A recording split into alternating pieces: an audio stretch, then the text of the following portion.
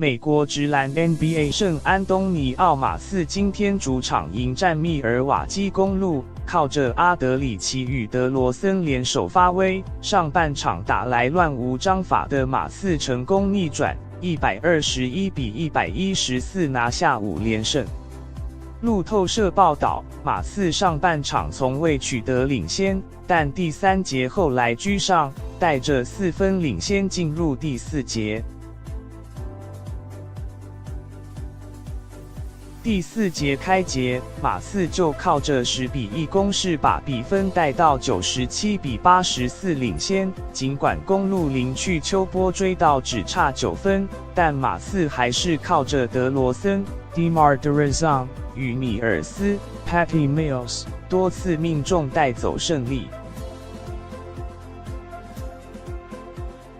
这是马刺近来的5连胜，也是主场8连胜。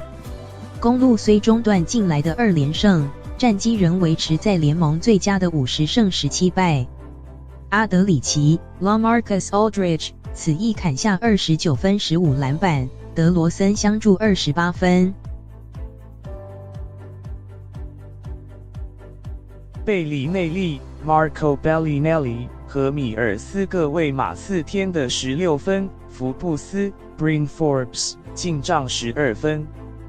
公鹿则以字母哥安特托昆博 Giannis Antetokounmpo 27分12篮板表现最佳，布莱索 Eric Bledsoe 21分，密道顿 Chris Middleton 15分，康纳顿 Pat Connaughton 14分，罗培兹 Brook Lopez 11分10篮板，米罗提契 Nikola Mirotic 则贡献10分。